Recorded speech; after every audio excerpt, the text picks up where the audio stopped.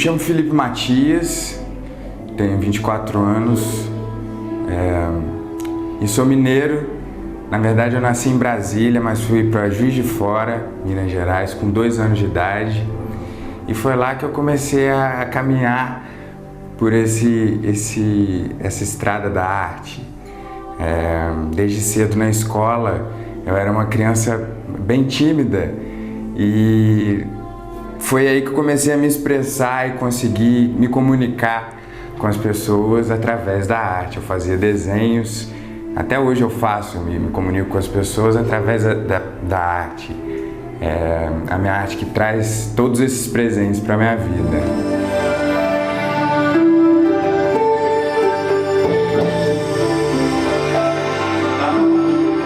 Eu acho que a pintura começou na minha vida de uma maneira muito natural, uma forma de me expressar, conseguir amigos, e até hoje é a maneira que eu consigo me relacionar com as pessoas. Meu trabalho de pintura e fotografia sempre foram muito ligados, assim. Começou eu querendo fotografar amigas minhas para elas não ficarem posando para as telas, e essas produções dessas fotografias começaram a se tornar cada vez mais complexas. Eu comecei a fazer ensaios temáticos. Nesses ensaios cada vez mais complexos eu fui procurando aprender a costurar, a fazer cenografia. Entrei numa faculdade de arquitetura, a qual estou concluindo. Dentro desses ensaios eu comecei a explorar toda a temática da literatura. Já fiz Cinderela subvertidas, Brancas de Neve subvertidas, sempre tentando modificar uma história, a história original, e trazer para a brasilidade alguma coisa, algum traço que remeta a essa identidade tão brasileira.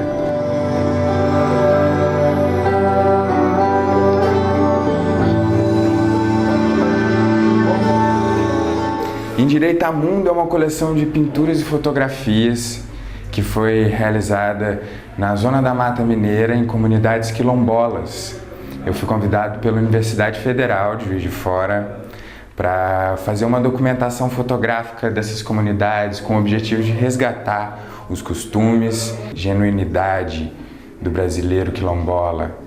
E a partir dessa imersão total nesse mundo, comecei a me inspirar nas fotografias para criar uma série de pinturas que contassem um pouco dessa história e dessa viagem que foi ser recebido por essas pessoas, por esses brasileiros que foram tão carinhosos e tem uma história muito forte, uma história de grande valia para o Brasil. Nessas pinturas eu procurei retratar os signos dessas comunidades, as representações que, ao meu ver, foram mais marcantes de como eles vivem, de como qual é a poética que existe nesse universo.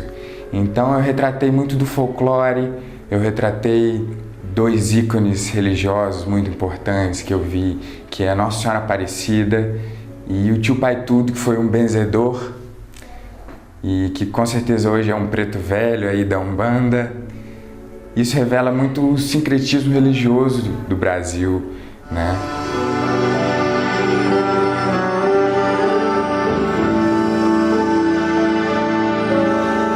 Procurei usar a fotografia como uma base de inspiração para as minhas pinturas.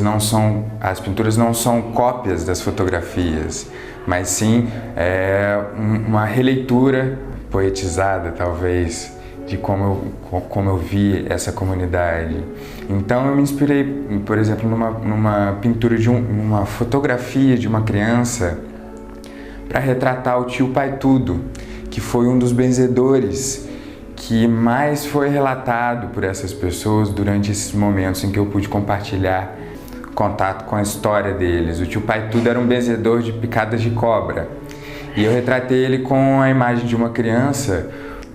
O Tio Pai Tudo, ou Tios Pais Tudo, são presentes ainda hoje. Eu procuro esse resgate.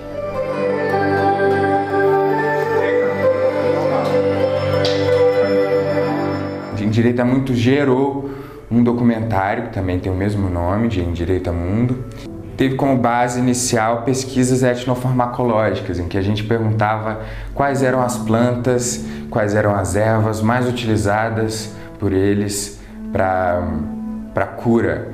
O tema cura é abordado tanto na cura espiritual quanto na cura de doenças físicas. Então a gente encontrou plantas que curam doenças espirituais também, como a espinhela caída, o mal-olhado, o vento virado. E Em Direito a Mundo foi uma das plantas que surgiu durante essas entrevistas para a produção do documentário. Em Direito a Mundo é uma planta em que eles tomam um banho e o chá para endireitar o mundo.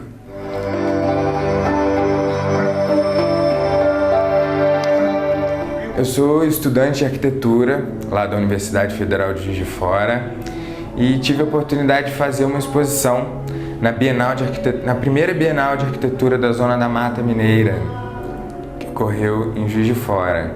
Nessa exposição eu pude criar um espaço de 60 metros quadrados, eu acho, em que eu pude criar uma exposição de pinturas e de fotografias que eu subvertia a perspectiva do lugar. Eu preguei móveis e todos os meus quadros na parede para parecer que a pessoa estava andando no teto ou andando numa parede. Então era uma exposição interativa com instalações que tinha uma árvore com todo esse trabalho de fotografia que eu vim desenvolvendo na temática da literatura. Tinha uma Branca de Neve que quando come a maçã, ao invés de morrer, ela fica sexy, ela vira uma mulher. Uma Cinderela de ferro com sapatinho de metal. A Chapeuzinho Vermelho se veste para matar o lobo. Então é um ensaio com uma temática, uma mulher poderosa, sempre procurando subverter as ideias iniciais, originais dos contos.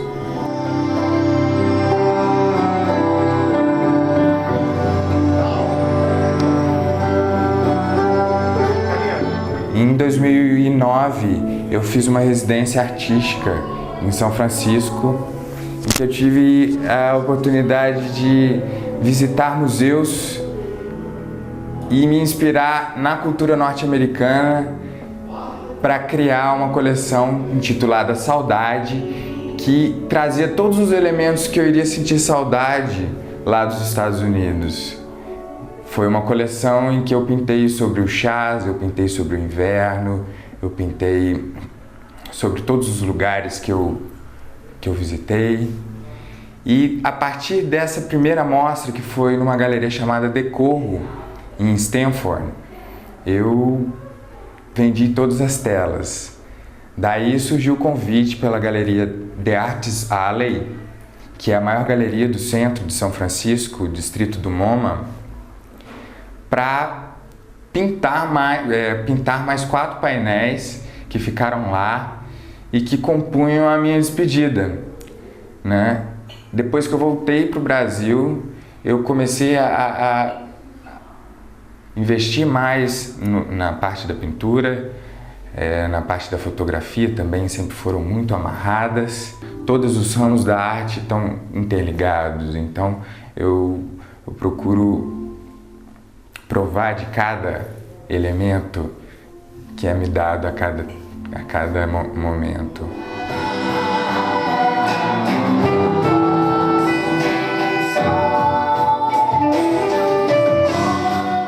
Meu trabalho de pintura é muito inspirado nas coxas de retalhos, que eu acho que é um dos elementos que mais traduzem essa essência do brasileiro, né? Essa miscigenação de culturas, essa junção de vários grafismos que são da coxa de retalho, para mim representam muito bem a característica brasileira de ser tão cheio de referências e acolher tantas origens, né?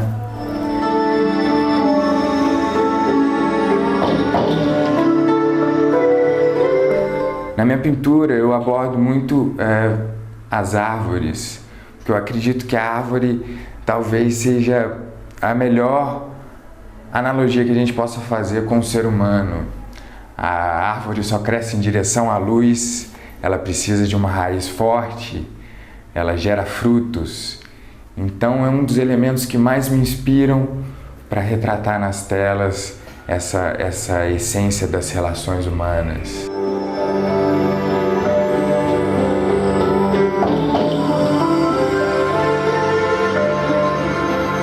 Primeiro eu comecei a pintar e desenhar tudo em preto e branco. Inicialmente eu não tinha tantos materiais, aliás eu nem sabia que eu queria desenhar, e isso foi uma coisa sempre tão natural. E uma vez uma tia minha que mora nos Estados Unidos, veio e viu esse meu interesse em criar pinturas e me mandou praticamente um estúdio todo com todas as cores. Eu digo que essa minha tia, Holanda, foi quem colocou as cores na minha pintura. A variedade dessas cores é o que mais retrata essa identidade do meu trabalho.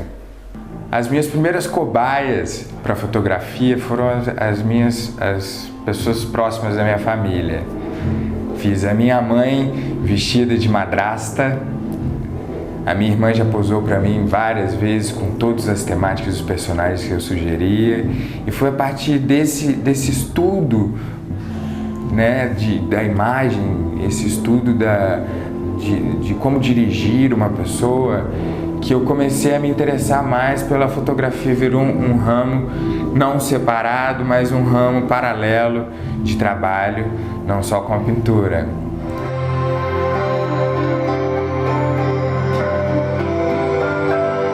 Visitando essas comunidades quilombolas, eu acho que o meu conceito de arte mudou muito, porque a forma com que eu fui acolhido, a forma com que essas pessoas me mostraram a vida delas, foi uma maneira que me ligou uma luz na minha cabeça.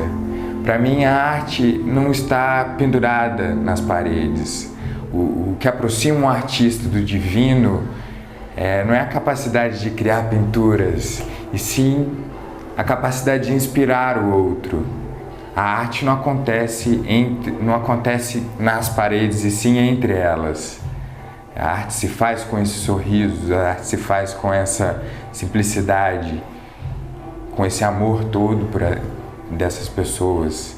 Para mim, a arte é um conceito bem mais amplo do que um produto final, e sim, como muitos já caiu em senso comum, ela é um processo, não só para o artista, mas para quem e por onde ele se inspira. Somando-se a um punhado de terra ao sopro divino, temos um milagre chamado homem.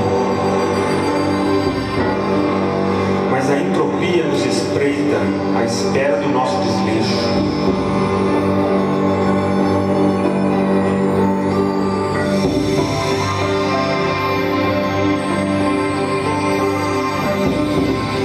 Quando corpo e mente dançam músicas opostas, talvez eu não esteja em nenhum dos dois. Pois estar é, acima de tudo, um ato de amor. Exige a conciliação dos inconciliáveis. Endireitar o mundo é tarefa para uma vida inteira.